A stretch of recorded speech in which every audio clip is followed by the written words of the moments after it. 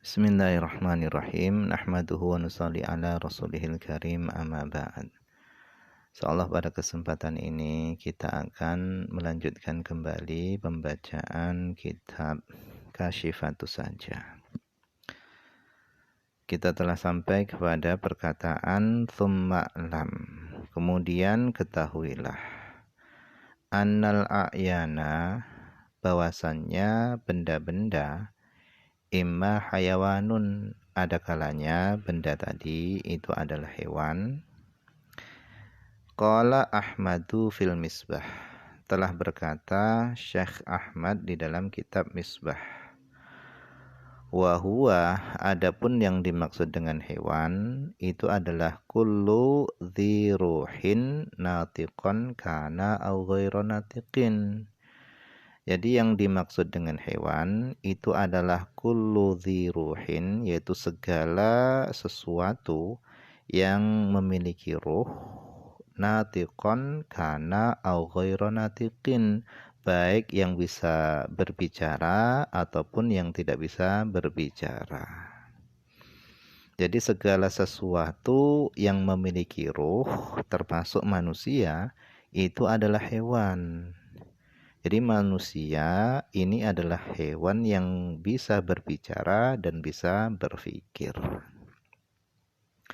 Nah, hewan itu ma'khudun minal hayah, itu diambil daripada lafal hayah.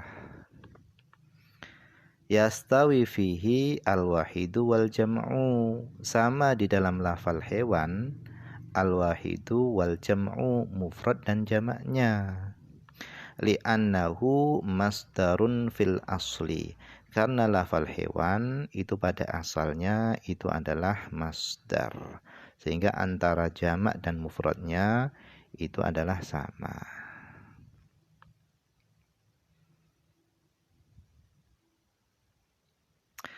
Jadi ada kalanya benda tadi itu adalah hewan. Kemudian yang kedua, imma jamadun, ada kalanya benda tadi itu adalah jamad, yaitu benda mati. Wa huwa, adapun jamad, benda mati itu adalah ma laisa hayawanan, yaitu sesuatu yang bukan hewan. Wala asla hayawanin, dan bukan asal daripada hewan. Wala juz'a hayawanin, dan bukan bagian daripada hewan. Wala munfasilan an hayawanin, dan bukan sesuatu yang terpisah daripada hewan. Jadi yang dimaksud dengan jamad atau benda mati itu adalah ma laisa hayawanan, yaitu sesuatu yang bukan hewan dan bukan asal daripada hewan, dan bukan bagian daripada hewan, dan bukan sesuatu yang terpisah daripada hewan. Jadi yang kedua adalah jamad. Kemudian yang ketiga, wa imma fadolatun, ada kalanya benda tadi itu adalah cairan-cairan. Fal hayawanu, adapun hewan, kulluhu, seluruhnya itu tahirun, itu adalah suci. Ila, kecuali nahwal kalbi, kecuali seumpama anjing.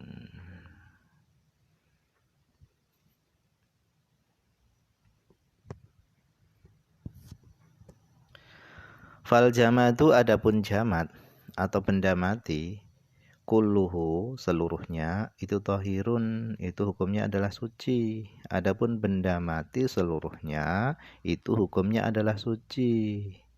Li'annahu, karena sesungguhnya jamad atau benda mati itu khuliqa limana fi'il ibad, itu diciptakan untuk memberi manfaat-manfaat kepada hamba.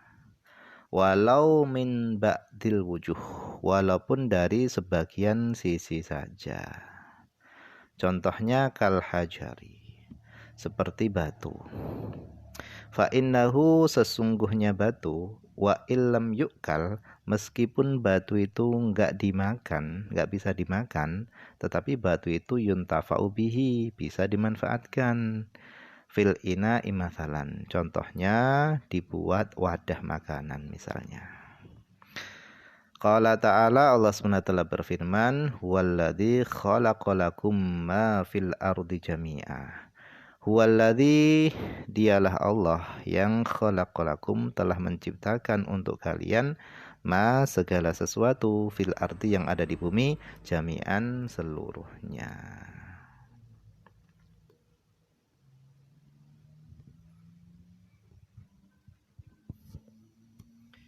Kemudian wal fadolatu salah satu aksam. Adapun cairan-cairan itu salah satu aksam, itu ada 3 macam. Jadi cairan itu ada 3 macam. Yang pertama, mastahala fi batnil hayawani ilal fasad fahuwa najisun kaddam. Yang pertama adalah mastahala fi batinil hayawan, yaitu sesuatu yang berubah di dalam perutnya hewan, berubah ila fasadin, menjadi rusak. Fahuwa najisun, maka itu adalah najis. Jadi sesuatu yang berubah di dalam perutnya hewan, berubah menjadi rusak, itu adalah najis. Contohnya kadami, seperti darah, kencing, atau yang lainnya. Nah, itu semua adalah najis. Jadi sesuatu yang berubah menjadi rusak yang ada di dalam perut hewan, itu hukumnya adalah najis. Kemudian yang kedua, wa ma la yastahilu fatahirun, dan sesuatu yang tidak berubah, maka itu hukumnya adalah suci. Seperti apa? Kal aroqi, seperti keringat, min hayawanin tohirin, dari hewan yang suci. Keringat dari hewan yang suci. Kemudian yang ketiga adalah wama yastahilu ila sholah, dan sesuatu yang berubah kepada baik, sesuatu yang berubah menjadi baik, fatahirun aidan, maka itu adalah suci juga. Contohnya seperti apa? Kalabani, seperti susu, dan seperti air mani misalnya. Maka itu adalah suci. Jadi sesuatu yang berubah menjadi baik, contohnya seperti susu atau air mani, itu hukumnya adalah tohir, suci. Kemudian kata beliau, wa'lam, ketahuilah, annal munfasila, bahwasannya sesuatu yang terpisah, minal hayawani, daripada hewan, itu kamaitatihi, itu seperti bangkainya. Kalau bangkainya itu najis, berarti sesuatu yang terlepas darinya itu juga najis. Jadi sesuatu yang terpisah dari hewan yang masih hidup, itu terpisah, maka itu hukumnya seperti bangkainya. Illa kecuali sya'ra ma'kulin, kecuali rambutnya hewan yang boleh dimakan, wasufahu, dan bulunya hewan yang boleh dimakan, wawabarohu, dan bulu halusnya, warishahu, dan bulunya, fatahirun, maka itu hukumnya adalah suci. Jadi kalau suf ini adalah bulunya domba, kambing, dan semisalnya. Kalau rish itu yang dimaksud dengan rish adalah bulunya ayam atau bulunya burung dan sejenisnya. Jadi di dalam masalah bulu yang terpisah daripada hewan, ini para ulama membagi. Yang pertama, bulunya hewan yang boleh dimakan. Kemudian yang kedua, bulunya hewan yang tidak boleh dimakan. Kalau bulunya hewan yang halal dimakan, yang boleh dimakan, seperti bulunya ayam, kemudian bulunya kambing, kerbau, dan yang lain-lainnya, ketika bulu tadi itu masih nyambung dengan hewannya atau sudah terpisah dengan hewannya, maka hukum bulu tersebut itu adalah suci.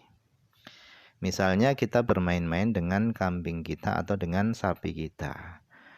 kemudian ada bulu yang terlepas dari kambing tersebut, maka hukum bulu tersebut itu adalah suci. Jadi ketika masih nyambung itu hukumnya adalah suci, ketika sudah terpisah pun hukum rambutnya itu juga adalah suci.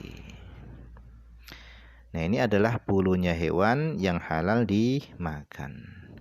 Kemudian yang kedua, bulunya hewan yang tidak boleh dimakan, seperti singa, macan, dan sejenisnya.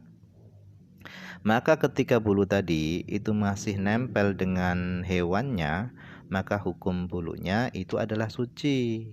Tetapi ketika bulu tadi itu sudah terpisah dengan hewannya, maka hukum bulunya itu adalah najis. Kemudian yang ketiga, bulunya anjing dan babi. Nah, khusus untuk bulunya anjing dan babi, maka baik ketika masih nempel ataupun sudah terpisah, maka itu hukumnya adalah najis. Jadi khusus anjing dan babi, baik bulunya itu masih nempel pada hewannya atau sudah terpisah daripada hewannya, hukum bulunya itu adalah najis. Jadi kesimpulannya, sesuatu yang terpisah dari hewan itu hukumnya seperti bangkainya, yaitu najis. Kecuali rambutnya hewan yang boleh dimakan dan bulunya hewan yang boleh dimakan. Ketika sudah terpisah dengan hewannya, hukumnya adalah suci. Wa in syukka fi najasatihi, meskipun diragukan di dalam najisnya. Kal mulqa, seperti yang dibuang, alal kiman, atas kiman. Nah, apa yang dimaksud dengan kiman? Masalan, wa huwa, yang dimaksud dengan kiman itu adalah mautiul qumamah, yaitu tempat sampah. Wallahu alam, ini saja yang bisa dibaca pada kesempatan ini. Semoga ada manfaatnya.